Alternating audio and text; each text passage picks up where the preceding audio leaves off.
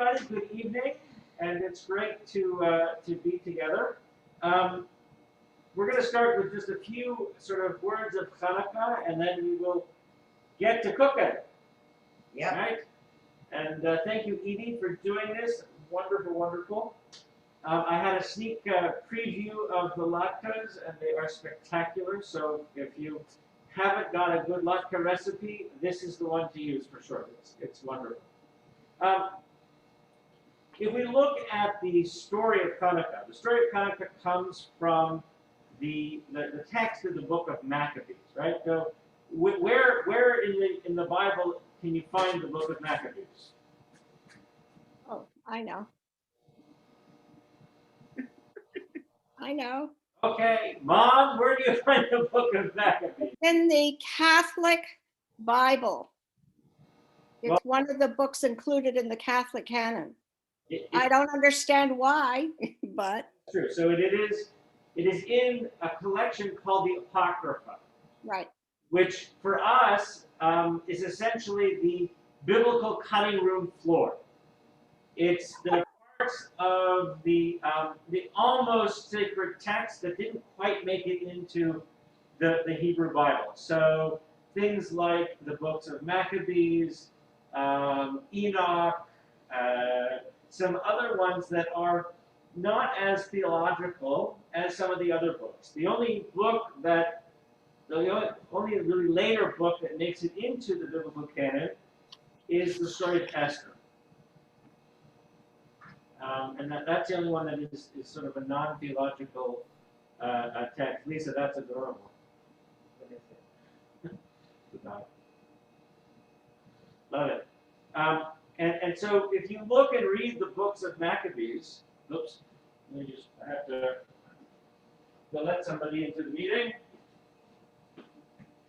We're not as technically smooth here. Okay, good. So if you look at the text in the book of Maccabees, what do you find? You find a... Hi. Okay, yeah, I got in. Hi, it's Marlene. Hi, I'm getting Rochelle on. Hi. I put some light on this. Are you in, Sean? Okay, good. Okay, either Hi and Hilson. Okay. Hello. Hi. We're going to ask people to stay muted if you could. Oh, yeah. Okay. Okay, good. Great. So the books of Maccabees have the story of the oh, there's another one. Hold on.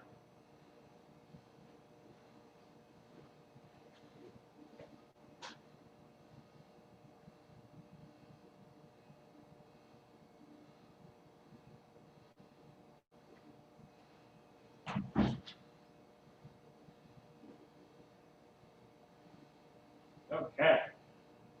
A few more just joining us. Sorry about that link confusion.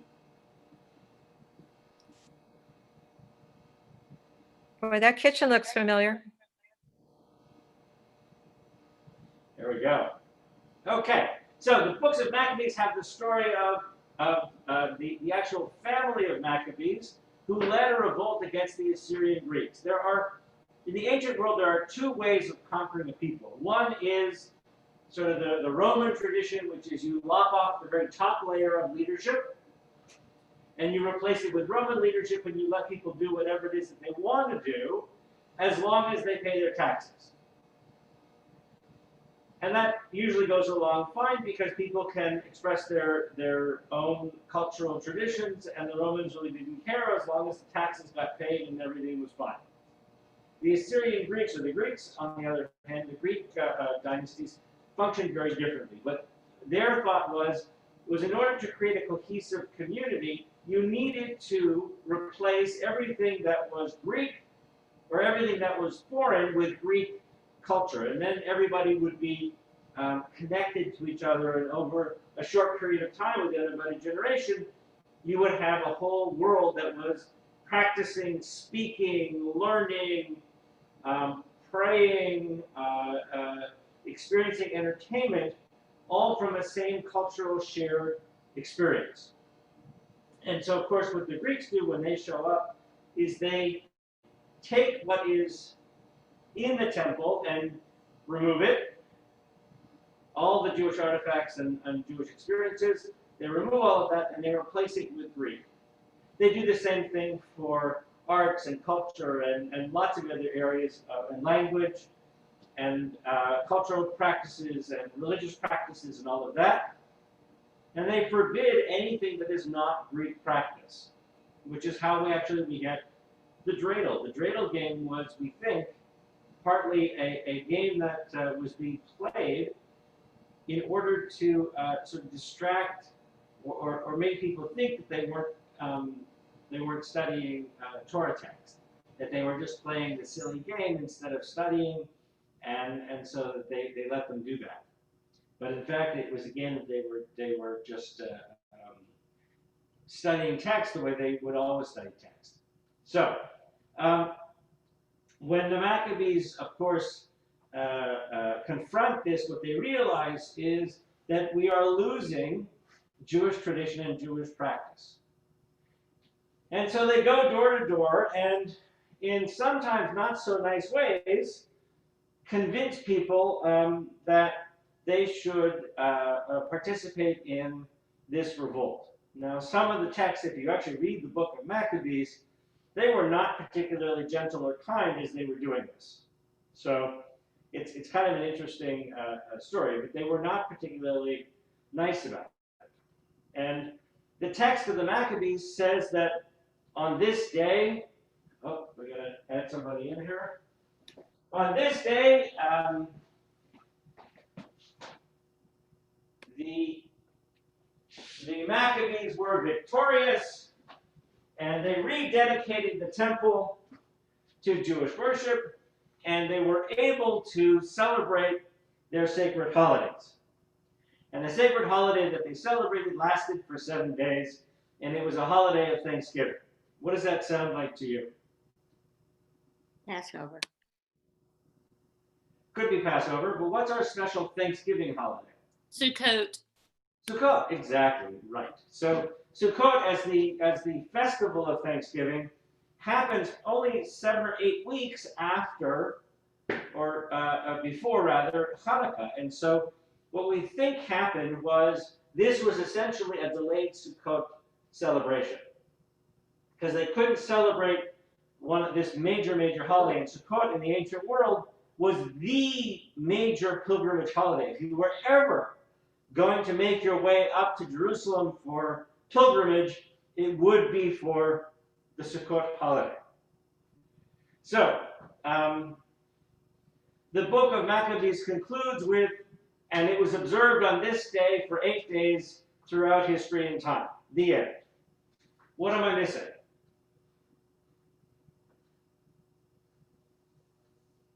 The temple and the oil.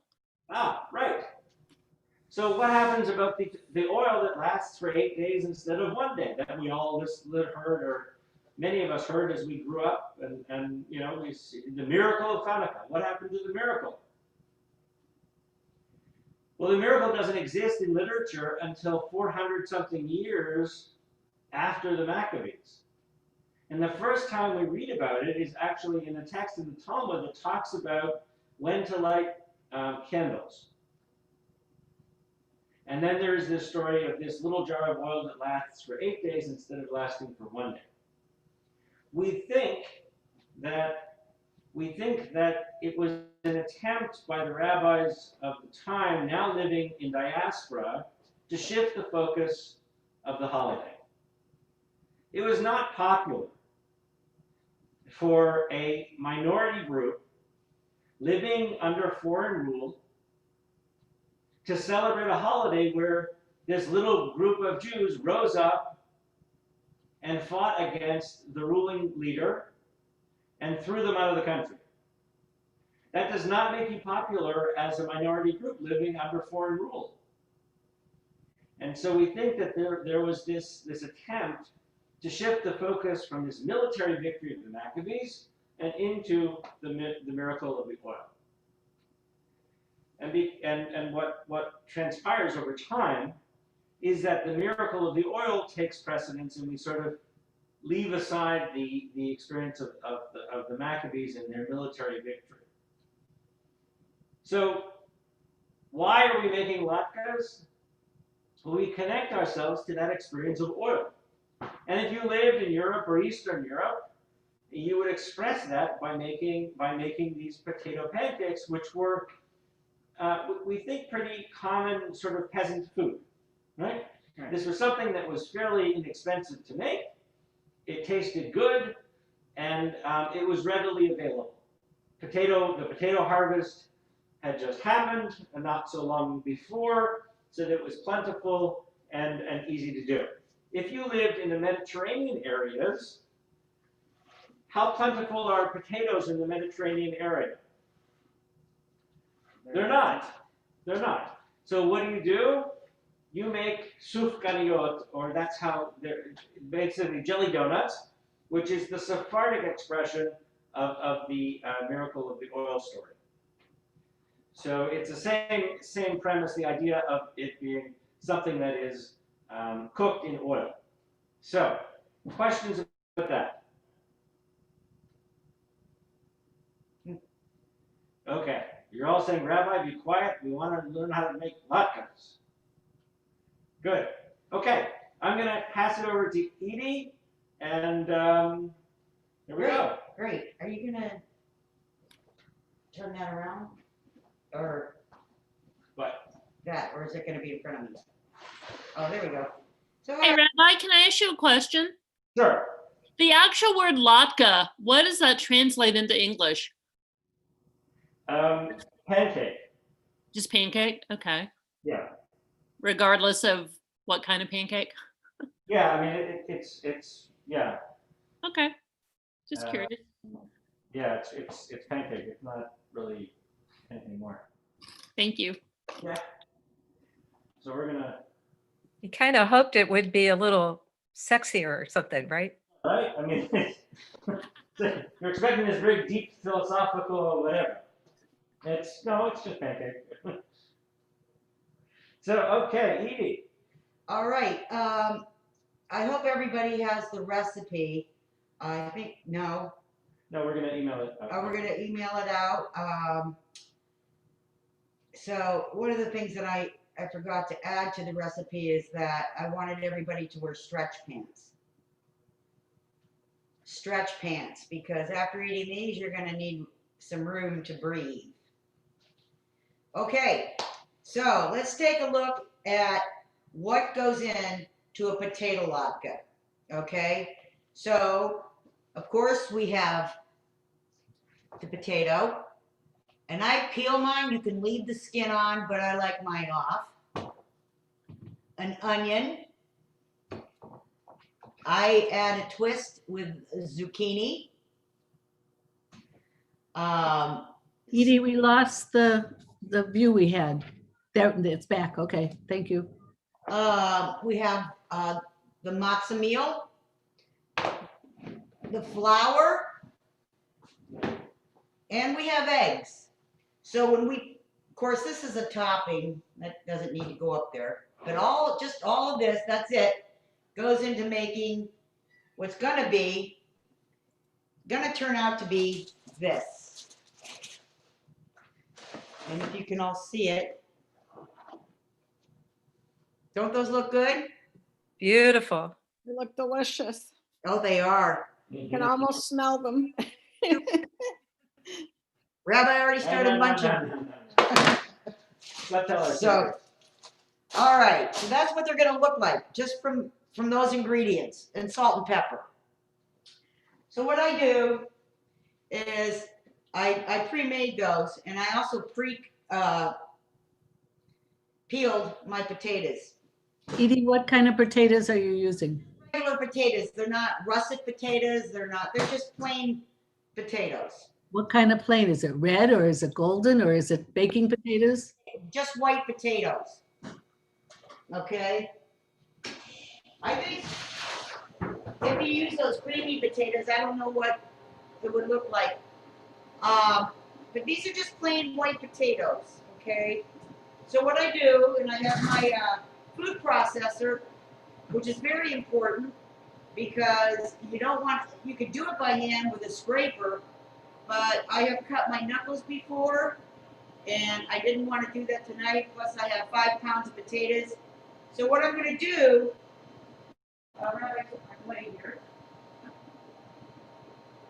I'm using the middle or the medium shredder to go into my food processor. So I just stick that on there, put the cap on, and you're gonna see how easy this is. You're never gonna use a shredder again. So,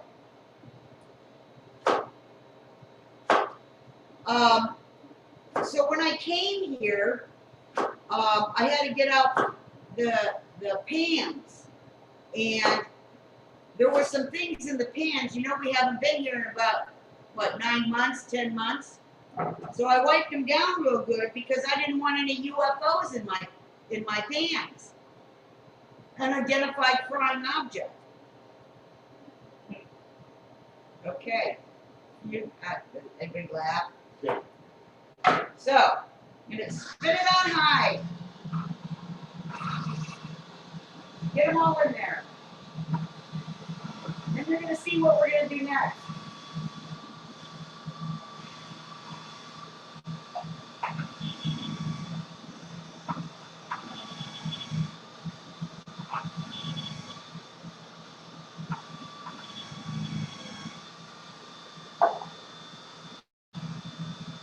Very easy. We'll have them done in record time. Not like how our mothers used to make them. Okay, done. Now, this is just some excess potatoes. You can't chop those if you don't want to waste not, want not. Okay. So after we do that, we have to strain the potatoes. And I'm going to show you something that's a little bit, you know, disgusting. But this is what comes, you put the potatoes in here, but I'm going to show you what comes out. You see all that liquid? And then that chalky substance? You don't want that in your potato latke. So you have to squeeze all the moisture out of your potatoes. You just take that, stick it in there like that.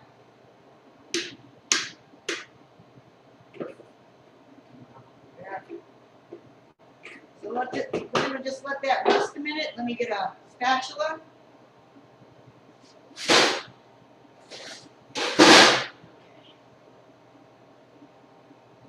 Yeah, that's one of the keys to a good latke is making sure you got as much moisture out of your vegetables as you can possibly get. Okay. All right, now I'm gonna do the same thing. Make sure it's on my medium shredder. Where's that? And I'm gonna do the same thing with the zucchini. Pre-washed.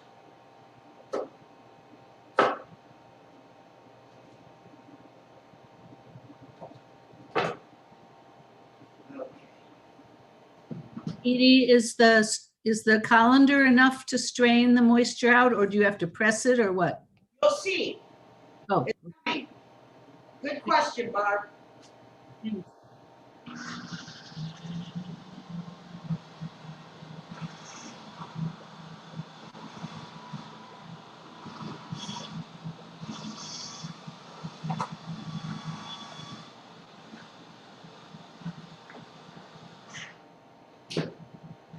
Okay. Isn't that beautiful? You can just add that right on top of your potatoes, because it's all got to strain anyway. Edie, did you just do 1 zucchini to 5 pounds of potatoes? No, I'll do two small zucchinis for 5 pounds. Okay, and 1 onion. Now, we will send the recipe with Yeah. Chelsea next. One more item to shred, and then I'm gonna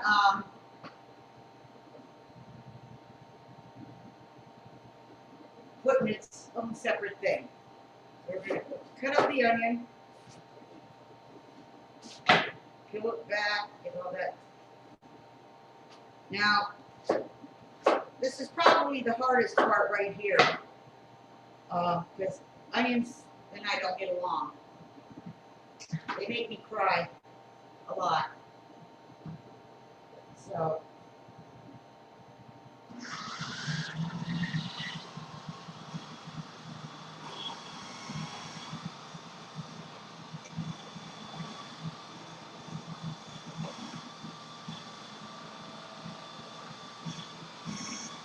Okay.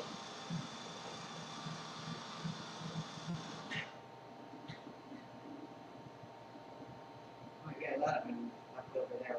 Okay. So what I'm going to do, I'm going to put the onions separate. Boy, look at all the juice that came out of that. All that water from the onion. So, you know, one time my mom was in the kitchen making latkes. And I said, Mom, could you, well, she wasn't making latkes until I asked her, and I said, can you put them in the pan, and then can you get some sour cream and some applesauce and all that stuff, and you know, get out the pan. And you know what she said to me? You sure are asking a lot of me. Okay. Okay. That was another dumb joke. So I'm going to show you what this is all going to look like. And I'm just going to add this to here. But that's what you're going to get when you mix it all up. But we're going to do that in just a second. I'm going to start my oil. Now, it's very important to know about the oil because it has to be hot. You should not use olive oil. Use canola oil or vegetable oil. Now, I like to be healthy, so I don't eat a lot of fried foods, but I will eat latkes. So I have my pan over here with the oil. Now, because I fried some up already, I'm going to add a little bit more oil to the pan. And the oil has to be hot before you put it in. And sometimes you have to add extra oil because the oil cooks down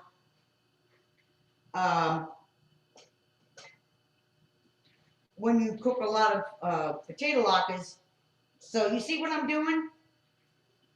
I'm squeezing and squeezing,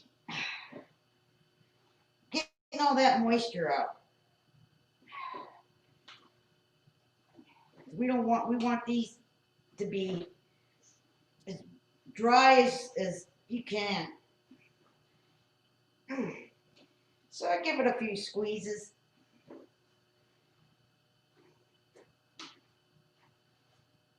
Because the more you squeeze out, the less like flour and matzo meal.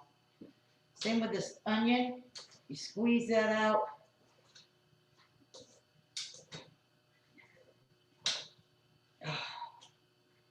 See what I have left over in this pan.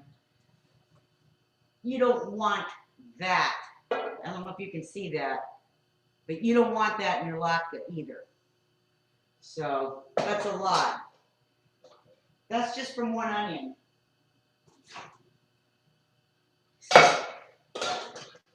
Couple more squeezes.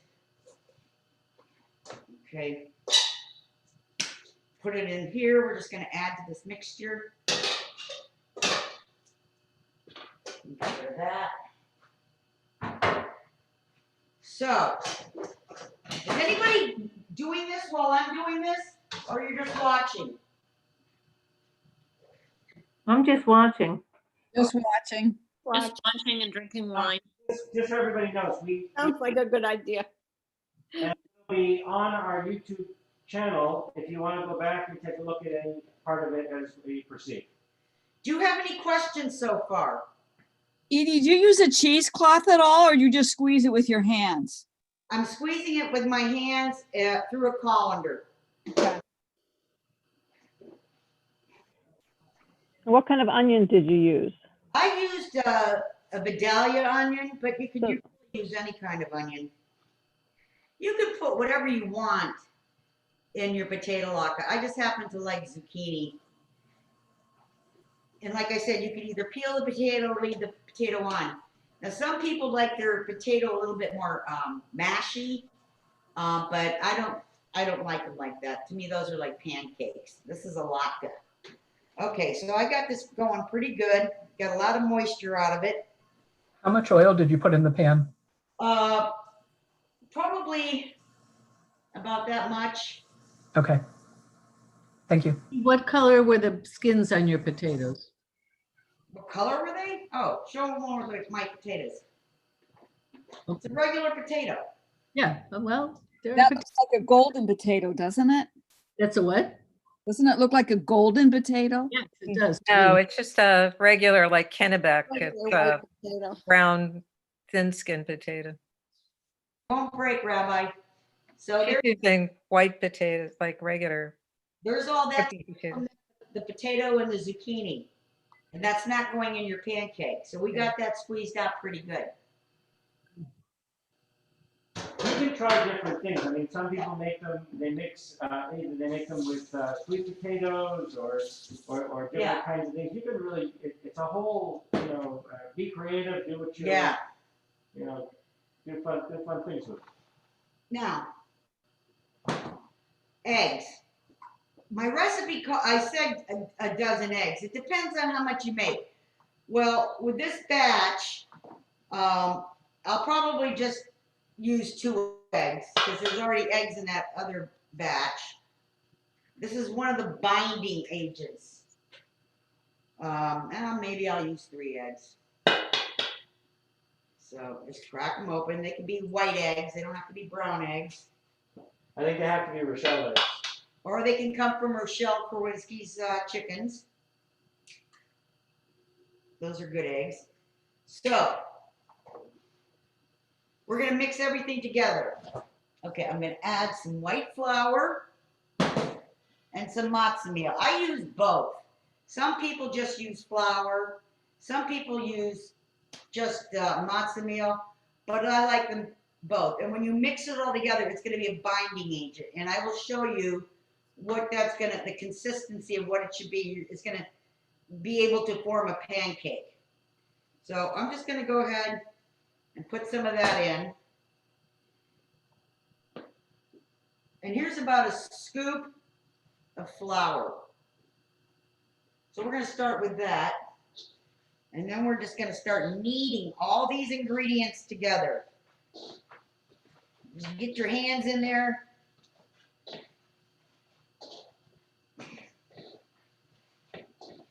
Now, I did a little reading on the potato latke, and I think it originally came from Spain, the potatoes, and that it migrated up into Europe. So that's looking pretty mixed up there. Now, here's the trick. If it doesn't form in your hand, see it's still a little bit loose. It really has to, oh, that looks pretty good. Maybe a little bit more flour. Because you want it to be able to hold the shape.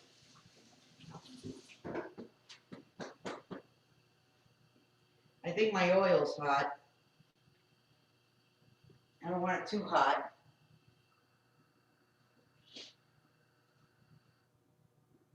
Because it's smoking. And that's too hot if it smokes. So I add a little bit more flour.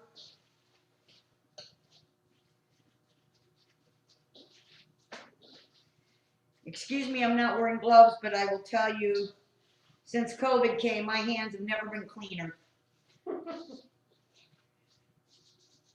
Okay, let's check the consistency here.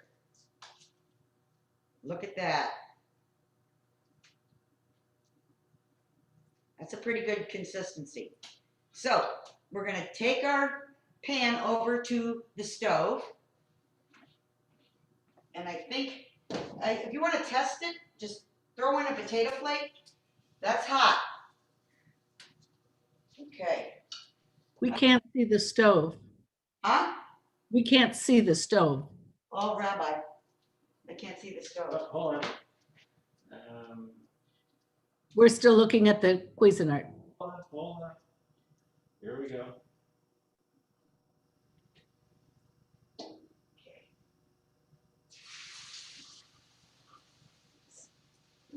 See how hot that oil is?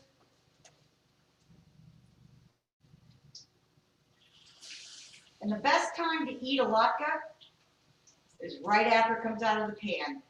And you put a little bit of sour cream on it and a little bit of applesauce. You see how well they're sticking together? You don't want to cook them too fast, but you don't want them to sit in too hot for too long because they'll get dark brown. So Edie, that wasn't 5 pounds of potatoes that you did there, was it? with those and the ones, this batter I have here, that's 5 pounds. That's a lot. It makes a lot. So if you're just making them for yourself, use about 4 or 5 potatoes. But remember to use the flour and the egg. Now, I don't want this to get too hot. Where's my spoon? That oil was really hot when I stuck them in there. Are you using a cast iron skillet? Yes, this is a cast iron skillet, which is really good because it distributes the heat evenly.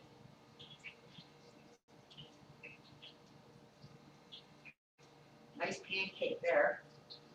And you want to give them space, so you don't want to crowd them.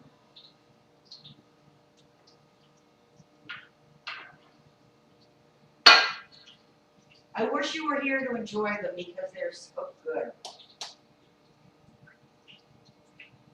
I wish I was there to enjoy them also. Janice, you live close to the temple if you want to come down and get a few. Oh, yeah. Well, she Maybe we can. could do a drive-by. We could drive by and she could just put some in our car.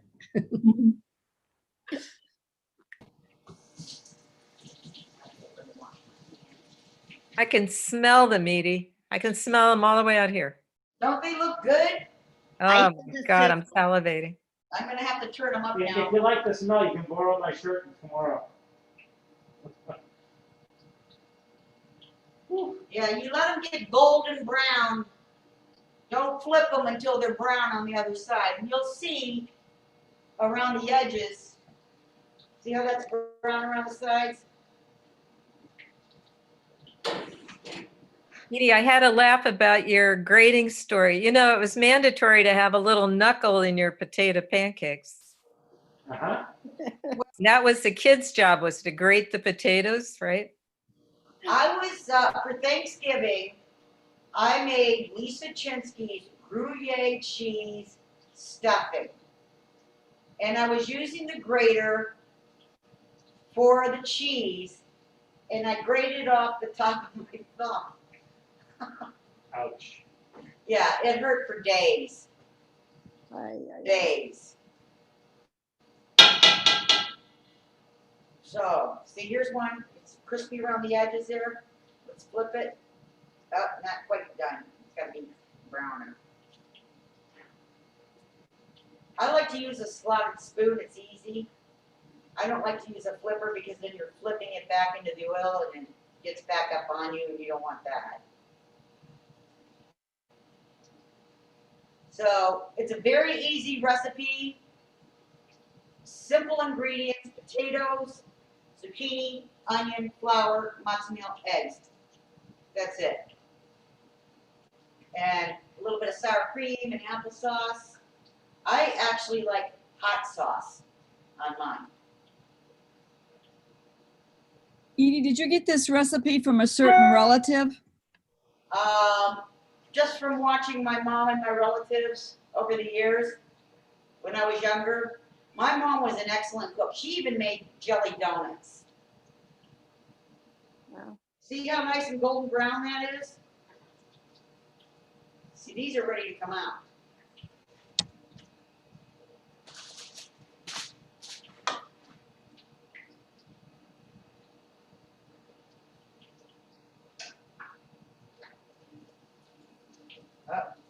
little bit more on that side. So Rabbi, when did the tradition of eating jelly donuts start? About the same time, it was just another expression of the miracle of the oil. It's just if you live in the Mediterranean basin and Middle East, there are no potatoes. You don't. It's not an indigenous plant, so you can't. You have to create another expression that was simple and easy to do and accessible, and so they created the donut or the fried dough piece.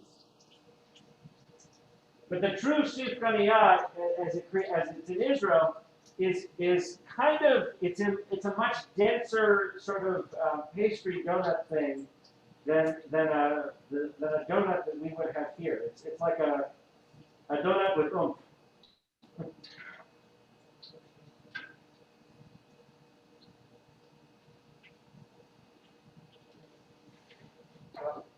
See, I flipped that one too soon.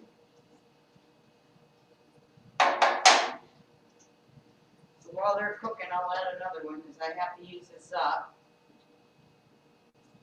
So, see that consistency? So it's hanging together. Yeah, it's hanging together, hanging out.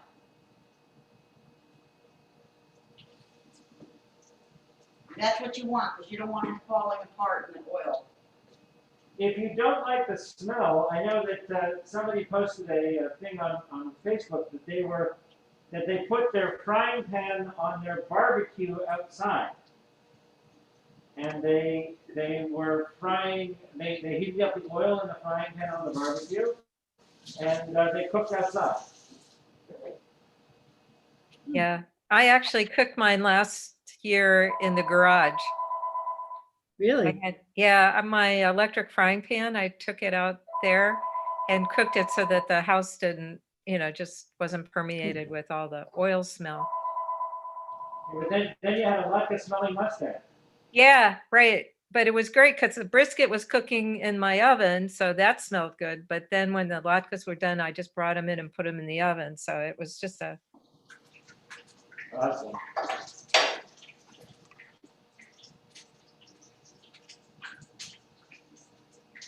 Rochelle, does an electric frying pan work well for them? Does it work as well as cast iron? it worked just fine. Yeah, and it's like with the cast iron, you have to have that oil really hot. So yeah, it worked out fine. My grandmother always used for electric frying pan. Really? That's great. I'll have to dig mine out. Well, there's all sorts of recipes online for latkes, but I find this one to be simple and tasty. There's also, if you want to try it, there's air fryers, Oh, and you can try it in the air fryer. I know some people have done that. really? Yeah. They come out? Mm-hmm. You know what, Edie, we don't use the oil and we use the air fryer. I have a big, huge Breville and we just dab a little bit of oil on them and put them in the air fryer and they're awesome. Really? Yeah, there you go. Great, Beth. I tried putting chicken in an air fryer and it just didn't. Didn't fry. You have to play with it a little. Bev, what size air fryer do you have? Just a big. Mine's a Breville and it's very, very large. It looks like a huge toaster oven. Oh, that big. Okay. Oh, no, we're not making that big. But if you have a convection oven, you can turn the convection oven up to like 450, and it's basically an air fryer. Really? A convection oven? Yeah. No kidding. I haven't tried that one. Corlin told me about that one, but I haven't tried it. Cinder and I really don't eat fried food. I mean, once in a great while. At least once a year. Once a year, maybe a couple times a year. That's it. I mean, I think I have a pretty good handle on my diet. So, but these are just so irresistible. Look at how fluffy they are. Don't you just want to come over and eat one right now? Yep. Yes, we do. So I do have friends that use their convection oven as air fryers. The difference, the air fryer, the reason it fries is because it has that fan that circulates all the air. and same as a convection oven, but you have to turn your convection oven very high to 450, 475 degrees. Okay. I never did You'll probably take some home and put them in the freezer. Okay, if you make me, I will. it. Twist my arm. I mean, if anybody's coming to the temple tomorrow and you want me to put a couple aside for you in the refrigerator, I'll do that. And Rochelle wants some. Okay. How many do you want, Rochelle? 4. All right, We'll put them in a bag for you. look at that. Perfect.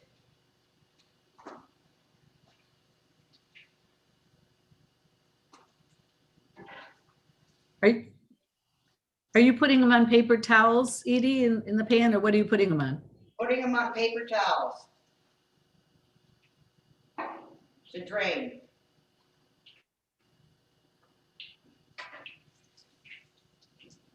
Why'd that one stick out?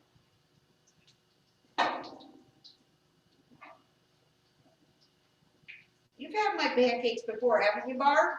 Oh, absolutely. They're delicious. Every year, my Gesher students Make them. cook latkes for the entire school.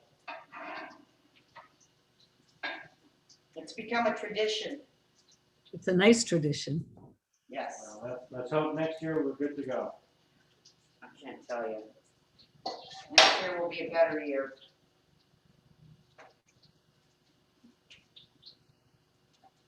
But, I'm wondering if you put like cinnamon on them or nutmeg. I don't know what that would taste like.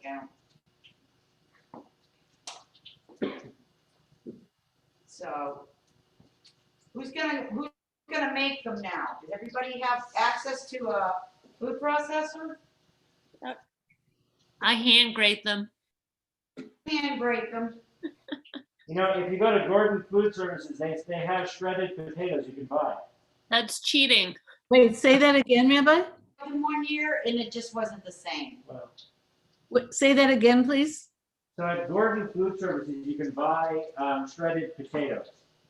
Gordon's Meat Market? Is that what you mean? Food Service. What's that? The G. GFS, it's up right by Best Buy. Yeah, okay, I know what you But mean. Wegmans also has them.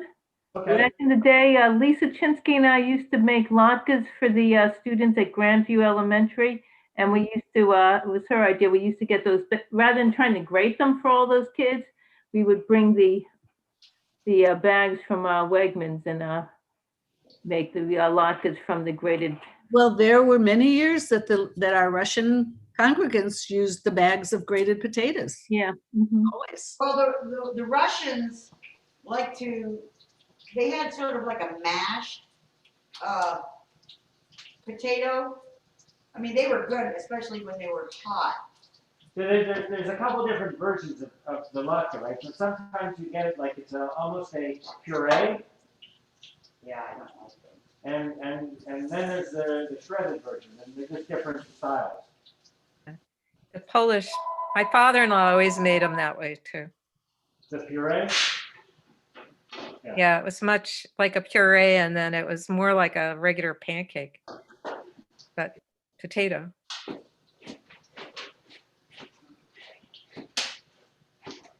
Add another layer here.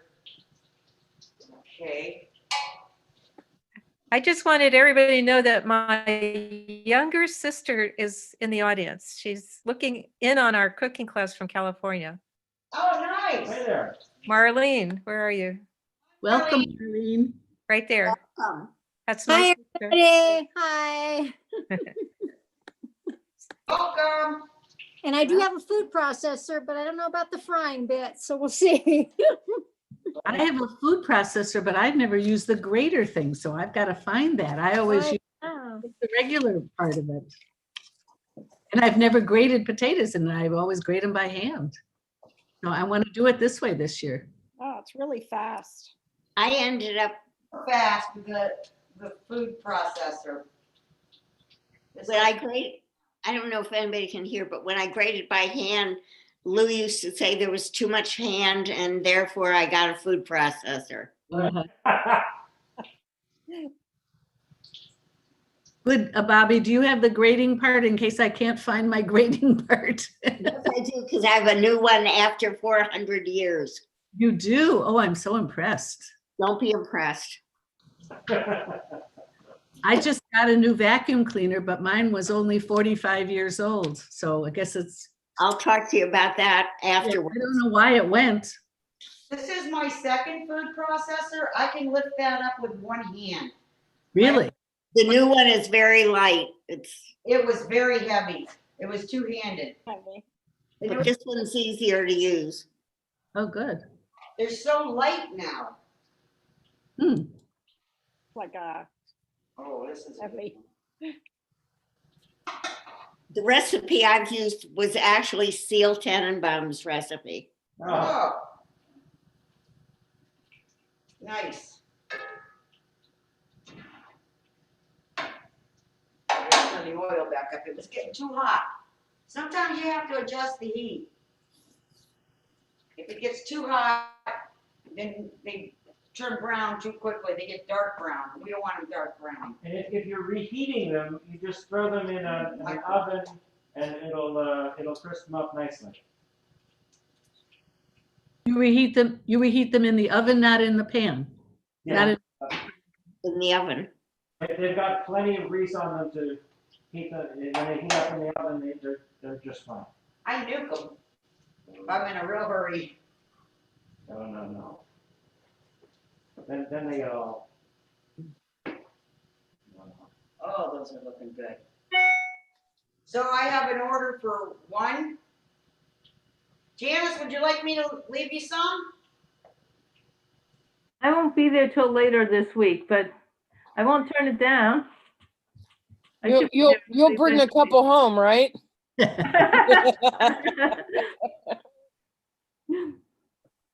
Look at how golden brown they are.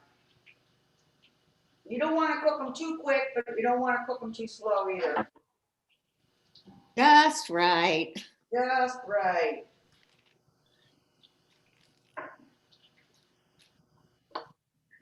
So does anybody have any specialty Jewish food they like to cook during any particular holiday? A special recipe, holiday recipe? Not sure anymore. Which holiday? I'd like to have a really good kugel recipe, but I like a cherry cheese kugel. How's that sound? Bobby has some great, Bobby, your kugel is excellent. Has anybody got the processor cookbook? Came out a few years ago. This one? No. It's got a million recipes. It's for the processor, but it's written by Noreen Gillett. She's from Toronto. And every one of her recipes are good, and they're all kosher. They're all for the processor. Everything's for the processor. I've had it for years, but she's got recipes for everything. I like the idea of the zucchini. That's good. I like Yes. Oh, it gives it some color and Yeah. little flavor. We actually add a carrot to ours too. Gives it a little bit of orange color. And we grate it with everything there. Edie, about how much matzo meal would you say you whisked across the top of it? I use more flour than matzo meal, but I like to be a little bit Jewish by putting in the matzo meal. You know what I mean? But would you say it's a half a cup or 2 handfuls? Probably go with maybe 2/3 of a cup, half a cup. You used more matzo meal than flour, certainly. Flour and the egg and the matzo meal, it'll bind them up. So Did you say, did you- will depend on, your amount of flour, and you just got to do it by feel. It's hard to put into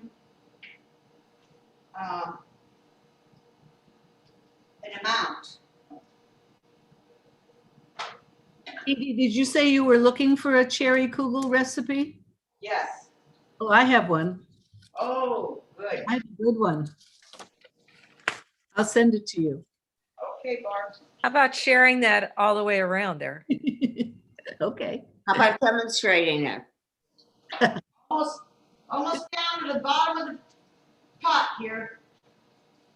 How many does it make? 5-pound bag made a lot. A lot. Okay. It makes about 5 pounds. How long does it take to eat them? Not long. Not long. Fine. I'll let you know later tonight. So I was just, you know how on Facebook, if you're on Facebook, you get memories from the past years.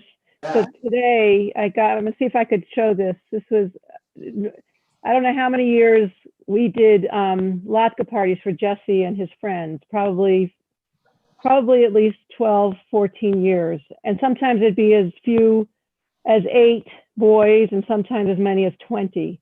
And we would just have, and they didn't want any other food because it would be a latke eating contest. Oh, And some of them wouldn't feel very good afterwards, but I'm trying to see if I could put this picture up here. Let's see if I could show this. This was from 8 years ago.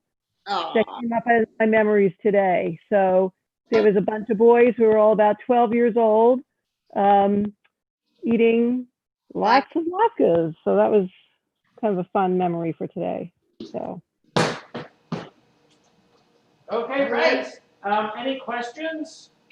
Who's gonna clean up? Who do you think? I'll take care of it. Edie, it would be nice if you would literally count how many latkes you made out of the 5 pounds. It would be nice to know about. 4, 6, 8, 9, 10, 11, 12, 13, 14, 15.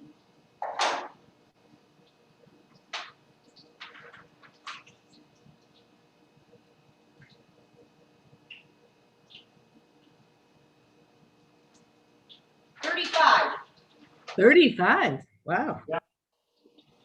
That should last 5 minutes. Uh-huh. This is the size of them. 35. Oh, thanks for doing that. Otherwise, just use 4 or 5 potatoes. That's plenty.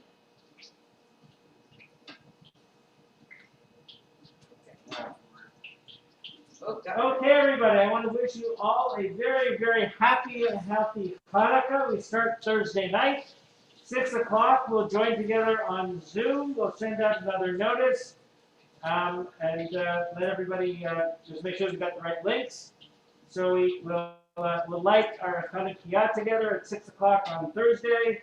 And then again, Friday night is part of services. And then Sunday is our Hanukkah program party excitement with our guests Judy and David Gershon and their musical numbers and skits and all kinds of fun stuff. And so looking forward to a great holiday together. Thank you all. And Thank you, Edie and Rabbi. This was very nice. Thank you. Thank you. Thank you. Thank See you. everybody. I wish we could help you clean up, I don't. because then we could nibble while we're doing it. Okay, maybe, Bobby. take care, everybody. Rabbi, will we be using the button on the Friday night service sheet for the Hanukkah lighting? Yeah, yes, I have to make sure that it works, but we'll send out a thing tomorrow anyway, just to be sure. Yeah. Okay, thank you. Thank you, Edie. Thank you. Thank you, Rabbi. Thank you you for coming. It was You're Oh, gonna email this to Oh, it was everybody? wonderful, Edie. Email it out. Okay. all right. Bye, everybody. All right. Thank you. Oh, now we can really see Oh, into. look at that. Oh, wow. Oh, Taste them. I can smell it. It looks like TV.